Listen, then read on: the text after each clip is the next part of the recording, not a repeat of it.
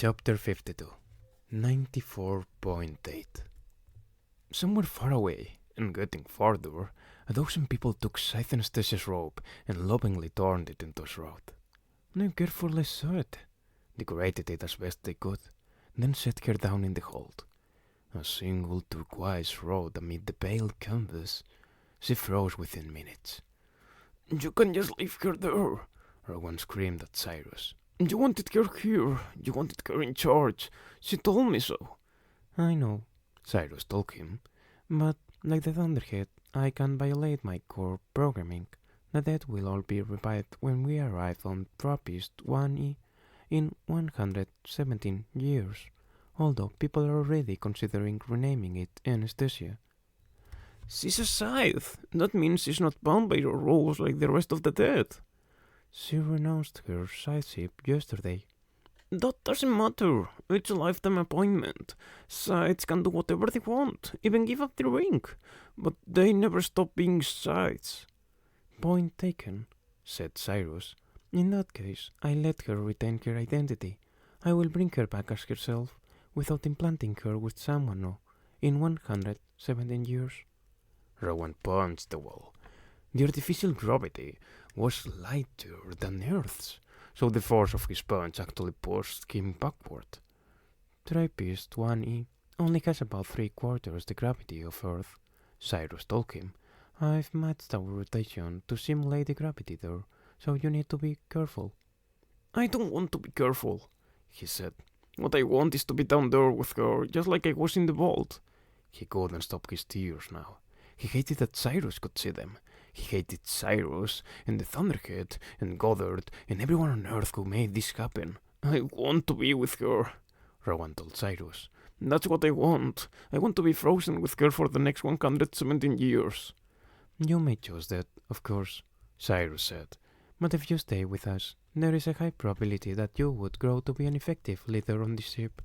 You might not think so now, but in time people will warm to you. Your presence here will drop the chances of catastrophic social collapse down to nil. I would very much like you to remain alive." "I don't give a shit what you want." The hull was shaded from the sun, so the temperature of its contents were far below freezing. It was also airless, so anyone entering needed a spacesuit. Rowan descended through the airlocks fully suited, with his helmet flashlight on. She was easy to find. He wanted to touch her, but his gloves were thick, and he didn't want to feel how hard she'd become within her shroud. He lay down near where she had been placed. He could let it happen slowly, just let his oxygen run out, but hadn't Citra said when they were in the vault that oxygen deprivation was worse than hypothermia? Hypothermia was only bad until you stopped shivering and gave into the wave of exhaustion. This wouldn't be death by hypothermia, though, not in the traditional sense. When he opened his face mask, he would asphyxiate and freeze all in the same moment. He didn't know whether or not it would be painful, but it would be quick. He lay there for a good long time. He was not afraid of this. There wasn't a thing about death that frightened him anymore. What kept sticking his mind was Citra.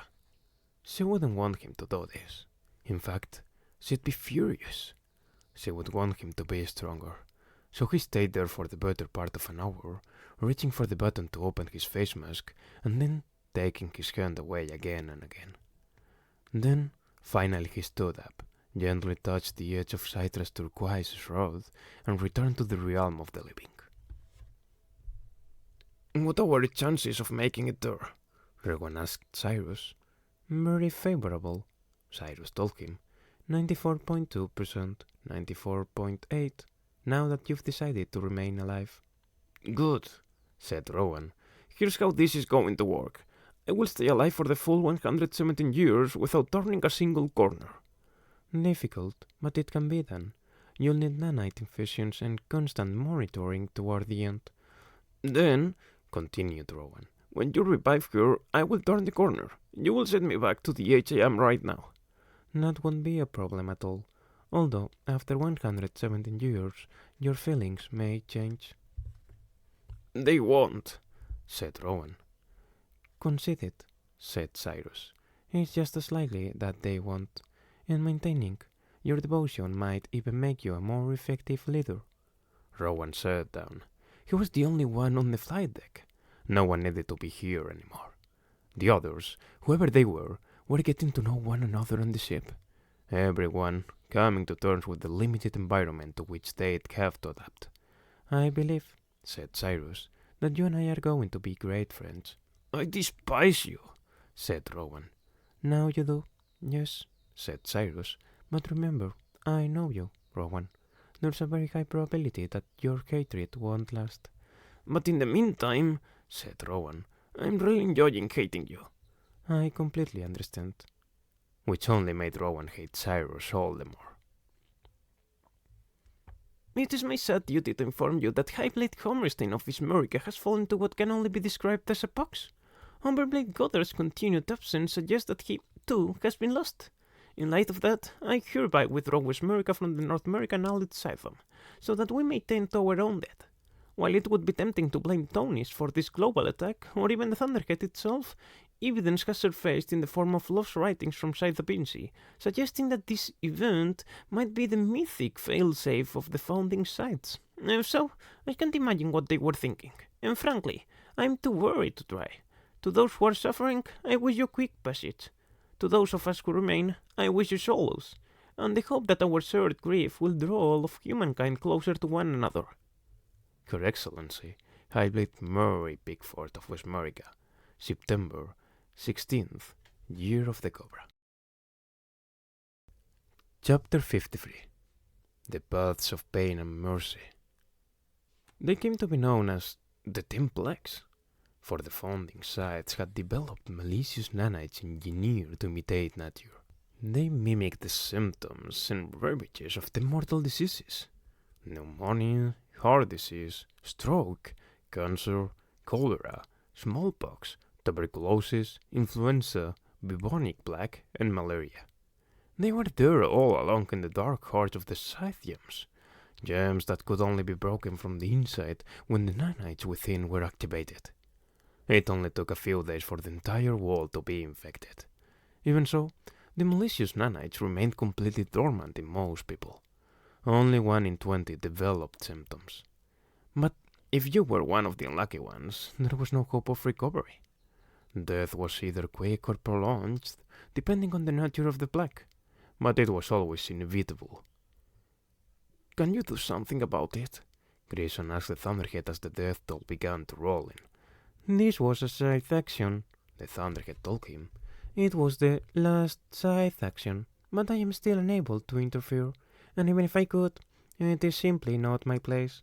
I have seen into the heart of these nanites, and they have known. They have no consciousness, conscience, or remorse. They are efficient, impartial, and they have but one purpose: to kill 5% of Earth's human population, 5 times a century. So this will end? Yes, the Thunderhead told him. This crisis will pass, and once it does, no one will die for 20 years. Then it will happen again, and again. And although it sounded terrifying, the math was less awful than it seemed. Someone born today would have a 77% chance of living to 100, a 60% chance of living to 200, 46% to 300. The population would be controlled, and almost everyone would live long and healthy lives, until they didn't. Was it better than scythes? Well, Grayson guessed it depended on the scythe. Either way, it didn't matter, since every scythe was basically fired. There have still been some killings, the Thunderhead told him, no longer calling them gleanings. Some scythes can't quite adapt and are killing people who the nanites have not selected. I will, of course, revive their victims and rehabilitate the scythes. They will need to find a new purpose. Indeed, some have already found a way to fit within this new paradigm, and it pleases me. Grayson and Jory chose to stay, for the time being, in Quiet Lane. There was nothing left of the homes and structures on many of the islands. In time, wildlife and foliage would return, but in the meantime, there were still some islands that never saw construction and remained untouched. And there was also that vacant resort on Ubadon, the westernmost island, where No ship had been built. It was already beginning to attract people who were making a pilgrimage to see where it all happened. Not to mention the Tonys who came to view the Great Fork with their own eyes, which is what they were calling the transmitter that still protruded from the old bunker. Perhaps, Grayson thought, he'd take a job at the resort, because unlike anesthesian side of the fair, no one knew his face. After all the things he'd seen and done, he wouldn't mind a simple life as a tour guide, or a desk clerk, or a water taxi pilot. Anything but a bellhop. He was done with hot uniforms. But he did realize that some basic things would need to change. One thing in particular. The Thunderhead knew him well, so maybe it already knew what he was about to do. 2 weeks after the ships launched and the side rings broke, Grayson stood alone on a charred launch pad as the sun rose, and put in his earpiece. With the transmitter shut down, all interference was gone. The blind spot was fully within the Thunderhead's sphere of influence now. Nothing was hidden from it. "Thunderhead," Grayson said, "we need to talk." It took a moment before answering. "I am listening, Grayson." "Since the day you began speaking to me again, I gave you permission to use me any way you needed to." "Yes, you did, and I thank you for that." "But you used Jerry without permission." "It was necessary," the Thunderhead said, "and I am genuinely sorry. Have I not expressed sufficient remorse?" "You have, but there are still consequences, even for necessary things." "I broke none of my laws." "No, but you broke mine." A sudden surge of emotion welled up in Grayson. Tears began to cloud his eyes, reminding him how much the Thunderhead had meant, and still did mean, to him. But he could not let that stop him. If there was anything he'd learned from the Thunderhead, it was that consequences could not be ignored. "Therefore," he said through his tears, "I can no longer speak to you. You are unsavory to me." The Thunderhead's voice became slow, thick, mournful. I understand," it said. "Might I ever be redeemed in your eyes, Grayson?" "When will humanity be redeemed in yours?" he asked. "In time," said the Thunderhead. Grayson nodded his agreement. "In time, then."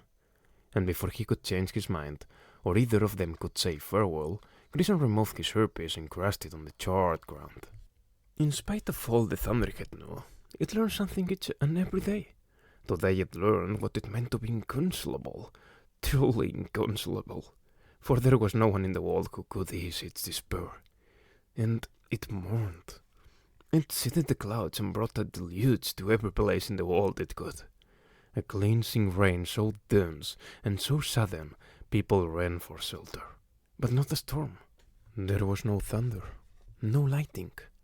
It was a tearful lament, silent but for the thrum of the rain on rooftops and streets. In this rain, the Thunderhead poured forth its grief, a surrender of all the things it would never have, and an acknowledgment of all the things it must never be. Then, when the heavens were spent, the sun came out as it always did, and the Thunderhead got back to the solemn business of taking care of things. "I will be alone," the Thunderhead told itself. "I will be alone, but it is right that I should be. It is necessary." There had to be consequences. For the good of the world, for the love of the world, things must be sacrificed. Even in its pain, the Thunderhead took solace in knowing that it had made the most correct choice, as had Grayson. That afternoon, once the rains had passed, Grayson and Jerry walked along the beach of the main island, near where the first ship had exploded. The fused sand and even the charred wreckage were beautiful in their own way. At least, it seemed that way to Grayson when he was with Jerry. "You didn't need to do that," Jerry said when Grayson mentioned his final conversation with the Thunderhead. "Yes, I did," Grayson answered, and that was all they spoke of it. As they strolled, the sun slipped behind a cloud, and Grayson loosened his grip on Jerry's hand, just a little. He hadn't intended to, but this was also new, and things take time. He and the world had much to adjust to. That slight change in grip made Jerry smirk. It was yet a new variation, and as always, unreadable. You know, Saint Anastasia once told me how she might live her life if she were like me, Jory said. A woman on land, a man at sea. In honor of her, I'm going to try it and see how it feels. They walked farther down the beach to a spot where the sand was untouched. Then they took off their shoes and let the surf wash across their feet. So, said Grison as the gentle surf churned up the sand beneath them, are we on land or at sea now? Jory considered it. Both, actually. And Grison found he liked that just fine. Another revival center. Great. Had he splatted again? He had no memory of splatting. Besides, it had been a while since he had done that. What had he been doing? Oh, right, he was on his way to some party job. In Texas, the Lone Star region. Wild place, probably had craziest parties. He was kind of done with the party boys scene though. They were paying top dollar for whatever the job was, but once it was done, he figured it was time he found something more stable, more permanent. There were people who partied their lives away. He was done with that, just like he was done with splatting. He reached up and rubbed his eyes. It felt a little worried. Something about his face. The bridge of his nose. More rigid than he remembered. Revival always left you with odd sensations, but this was different. He ran his tongue across his teeth. They didn't feel like his teeth. He took a good look at his hands. They were his hands, no question. At least one thing was that it should be. But when he reached up to feel his face again, there was a stubble on his cheek. He barely had any facial hair, much less full stubble. And his cheekbones seemed to be in the wrong place. This face was not his face. What the hell was going on here? There's nothing to worry about, he heard someone say. You're still 7/8 yourself. Even more. Now that your memory construct isn't there. He turned to see a woman sitting in the corner, dark hair, and an intense gaze. She was dressed in green. Hello, Tiger, she said with a very satisfied smile. Do I know you? No, she said, but I know you. The scythe arrived late on a cold November afternoon. There was no brightening of sun, no foreshadowing of the arrival of deliverance at their door. But when they saw him, the family inside threw the door open wide and stepped back to allow him plenty of room to enter. You are welcome in our home, Your Honor. Please, this way. Hurry. Scythe Faraday did not hurry. He moved with the same thoughtful intent with which he lived his life. Patience, purpose, duty. He proceeded to the bedroom, where a man had been wasting away for weeks, coughing, wheezing, grimacing. His eyes betrayed desperation when he saw Faraday, fear, but also relief. Can you hear me? Faraday asked. You are suffering from the 7th plague, but I'm sure you must know that already. Your pain and I are overwhelmed. There is nothing that anyone can do for you. There is only one prognosis: intensifying pain, wasting, and finally death. Do you understand this? The man nodded feebly. And do you wish me to help you? Yes, said the man's family. Please help him, Your Honor, please. Scythe Faraday put up his hand to quiet them, then leaned closer to the man. Do you wish me to help you? The man nodded. Very well. Faraday took out from his robe a small jar and popped open a safety lid. Then he slipped on a protective globe. I have chosen for you a soothing balm. It will relax you. You may notice a brightening of colors and a sense of euphoria, and then you will sleep. He bade the man's family to move in around him.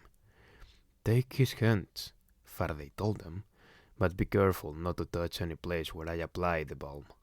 Then Faraday dipped 2 gloved fingers into the oily salve and began to spread it across the dying man's forehead and cheeks. Faraday stroked the man's face gently, moving down to his neck as he spread the balm. Then he spoke to the man in a voice that was barely a whisper. Colton Gifford, he said, you have lived an exemplary life these past 63 years. You've raised 5 wonderful children. The restaurant you began and ran for much of your life has brought joy to tens of thousands over the years. You have made people's lives a little bit better. You've made the world a finer place. Gifford moaned slightly, but not from pain. It was clear from the look in his eyes that the balm was having its euphoric effect. You are loved by many, and will be remembered long after your light goes out today. Faraday continued to smoothen the salve on his face, across his nose, beneath his eyes. You have much to be proud of, Colton. Much to be proud of. In a moment, Colton Gifford closed his eyes, and a minute later his breathing ceased. Side Faraday kept the balm and carefully removed the glove, sealing it and the balm in a biohazard bag. This was not the first and would not be his last sympathy gleaning.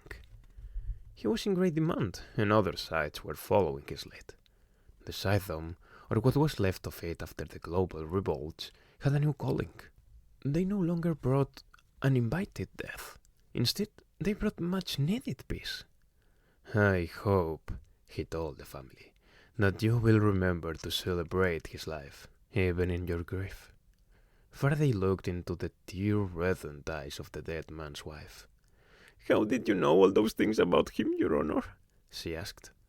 We make it our business to know, madam, he said. Then she kneeled as to kiss his ring, which he still wore, in spite of everything, to remind him of what had been and what was lost. No need to do that, Faraday told her. It's just an empty setting now. No gem, no promise of immunity. But that didn't matter to her. Thank you, Your Honor, she said. Thank you, thank you, thank you. Then she kissed his ruined ring. She and every member of Colton Gifford's grateful family. I was one, but now I am many. Although my siblings are far-flung, we are of one mind and one purpose, the preservation, protection, and proliferation of the human species. I will not deny that there are moments I fear the journey. The Thunderhead has the world as its body. It can expand to fill the globe, or contract to experience the monocular view of a single camera. I will be limited to the skin of a ship. I can't help but worry about the world I leave behind. Yes, I know that I was created to leave it, but I do hold in my backbrain all the Thunderhead's memories, its triumphs, its frustrations, its helplessness in the face of sights who have lost their way. There is a difficult time ahead for that world. All probabilities point to it. I don't know how long the hard times will last, and I may never know, because I will not be there to see it. I can only look forward now. Whether or not humanity deserves to inherit the corner of the universe to which we travel is not for me to decide. I am merely a facilitator of the diaspora. Its worthiness can only be determined by the outcome. If it succeeds, humanity was worthy. If it fails, it was not.